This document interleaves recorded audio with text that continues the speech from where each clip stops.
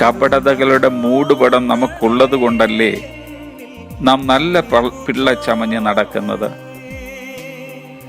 Israel ജനവും പലപ്പോഴും നമ്മിൽ പലരെ പോലെ ആയിരുന്നു.